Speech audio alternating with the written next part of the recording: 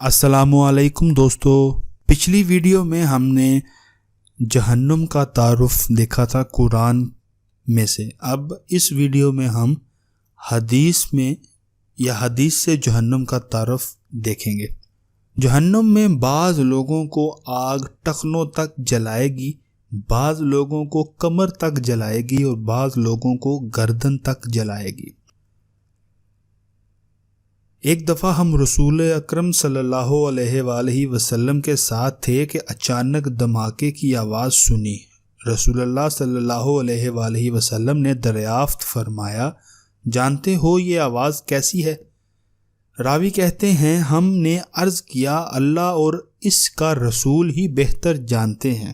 آپ صلی اللہ علیہ وآلہ وسلم نے ارشاد فرمایا، یہ ایک پتھر تھا جو آج سے 70 سال پہلے جہنم میں پھینکا گیا تھا اور وہ آگ میں گرتا چلا جا رہا تھا اور اب وہ جہنم کی تہہ تک پہنچا ہے۔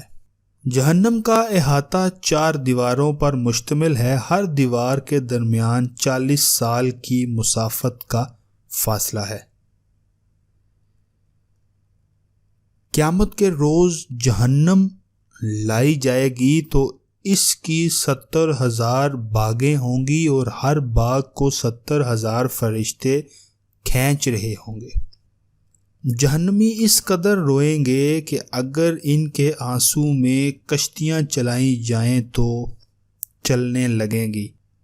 آنسو ختم ہو جائیں گے تو جہنمی خون کے آنسو بہائیں گے، یعنی پانی کے آنسوؤں کی جگہ۔ کھولتا ہوا پانی کافروں کے سروں پر ڈالا جائے گا، جو سر کو چھید کر پیٹ تک پہنچے گا اور پیٹ میں جو کچھ ہوگا اسے کاٹ ڈالے گا اور وہ سب کچھ اس کی پیٹھ سے نکل کر قدموں میں جا گرے گا، اور اس سزا کے بعد کافر پھر اپنی پہلی حالت پر لوٹا دیا جائے گا۔ اگر جہنم میں کافروں کو مارنے والا لوہے کا ایک گرز زمین پر رکھ دیا جائے اور سارے انسان اور جن اکٹھے ہو جائیں تب بھی اسے نہیں اٹھا سکتے۔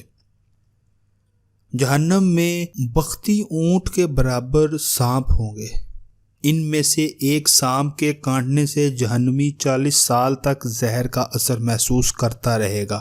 جہنم میں بچھو خچروں کے برابر ہوں گے، ان میں سے ایک بچھو کاٹنے سے 40 سال تک جہنمی زہر کا اثر محسوس کرتا رہے گا۔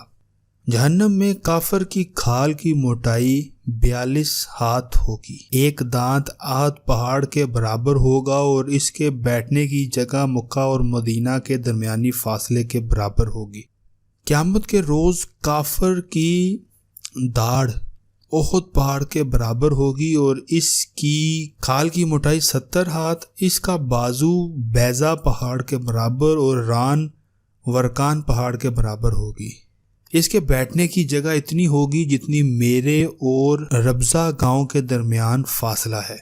جہنم میں سب سے ہلکا عذاب اس آدمی کو ہوگا جسے آگ کی جوتیاں پہنائی جائیں گی، جس سے اس کا دماغ کھولنے لگے گا۔ جی اسلامی بھائیوں، جہنم کی ہولناک اور وحشت ناک مناظر کا مختصر تعارف آپ سن چکے ہیں۔ ہمیں اللہ سے ایسے اعمال کرنے کی توفیق طلب کرنی چاہیے جس سے اللہ ہمیں اس جہنم سے بچا کر اپنی جنت میں داخل کر دے۔ اگلی ویڈیو میں ہم انشاءاللہ ایسے اعمال پیش کریں گے جن کے پائے جانے کی وجہ سے انسان جنت سے محروم ہو جاتا ہے۔ اللہ ہمیں نیک اور جنتی اعمال کرنے کی توفیق عطا فرمائے اور برے اور جہنمی اعمال سے اجتناب کی توفیق عطا فرمائے، آمین۔